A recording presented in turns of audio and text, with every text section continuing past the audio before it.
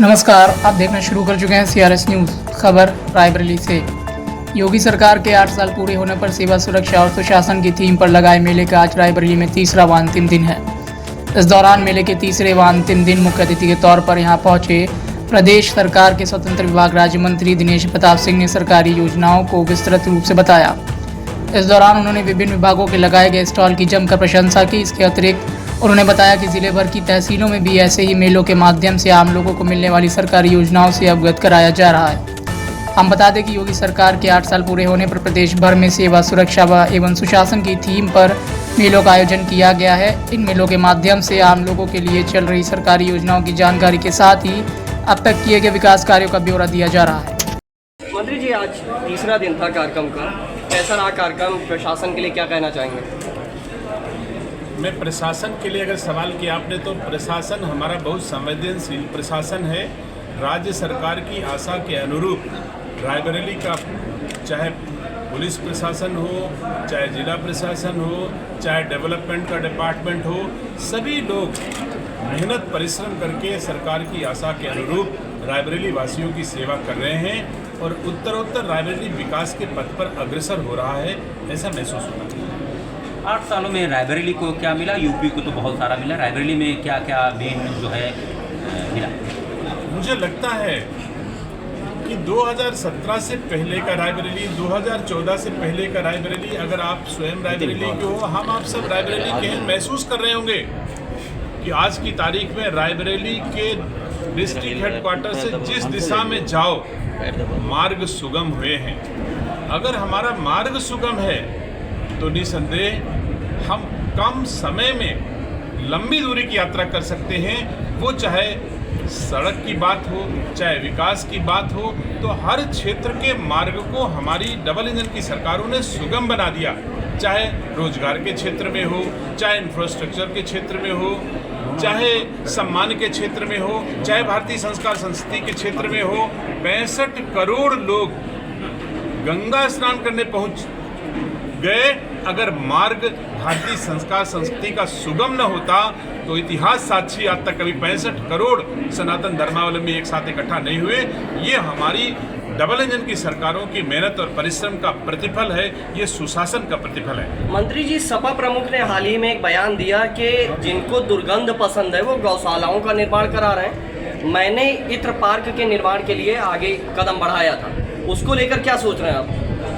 गाय और इत्र में जमीन आसमान का अंतर है। गाय हमारी भारतीय संस्कार संस्कृति को सुशोभित करती है, इस लोक को भी सुशोभित करती है और परलोक को भी सुशोभित करती है, ऐसा भारतीय संस्कार संस्कृति के मानने वाले कहते हैं। और इत्र कोई एक विशेष जगह को सुगंधित करती होगी, इसलिए गाय और इत्र की तुलना जिनका नाम लिए हो वही कर सकते हैं। हम भारतीय संस्कार संस्कृति के लोग तो कभी इत्र और गाय की तुलना एक साथ नहीं कर सकते। राणा सांगा की विवाद को लेकर अभी आपने जो मंच पर से भाषण दिया, काफी उग्र नजर आया, तो इतनी उग्रता कैसे? जब भी भारतीय संस्कार संस्कृति पर हमला होगा तो भारतीय संस्कार संस्कृति की संतानों को इतना ही दर्द होगा जितना दिनेश सिंह को दर्द हुआ था। अगर कोई अकबर को महान बताएगा, राणा प्रताप को गद्दार बताएगा, तो भारतीय संस्कार संस्कृति के उपासकों को इतना दर्द होगा। अगर कोई सबरी को खराब बताएगा, अगर कोई अहिल्याबाई को खराब बताएगा, अगर कोई बाबा साहब को खराब बताएगा, अगर कोई चंद्रशेखर आज़ाद को खराब बताएगा, भगत सिंह को कोई खराब बताएगा, तो हम भारतवासियों को गुस्सा भी आएगा, दुख भी होगा और ये स्वाभाविक भी है। अगर कोई सदन में, मुझे पता है कि भारत के सदन में जो श्रीमान सांसद रामजी लाल सुमन ने बयान दिया है, रामजी लाल सुमन बहुत पुराने नेता हैं, इससे पहले कई बार सदन में रह चुके हैं, तब तो उन्होंने सदन में ऐसी बात नहीं कही। केवल इतने वर्षों के बाद अपनी बुढ़ापी में उन्होंने ऐसा क्यों कहा? इसका मतलब कि यह पार्टी लाइन है। जब समाजवादी पार्टी और कांग्रेस पार्टी किसी तरह से भारतवासियों के भावों को अपने साथ नहीं जोड़ पा रही है सेवा और परिश्रम के बलबूते पर, तो इस तरह के कंट्रोवर्शियल बयान देकर के सस्ती लोकप्रियता पा करके राज करने का सपना देख रहे हैं, ऐसा अब इस भारत में, नए भारत में, मोदी योगी के भारत में किसी दशा में सफल नहीं होंगे।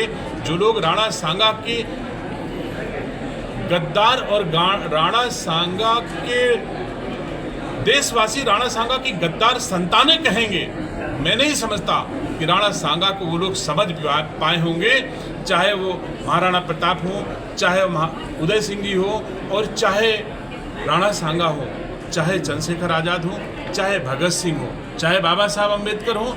इन सब ने हमारे देशवासियों को ऐसा कुछ दिया है जिससे हम पीढ़ियों भर इनकी अगर गौरव गाथा गाएं, वही हमारे लिए उचित होगा। यही हमारी संस्कृति का उद्देश्य है।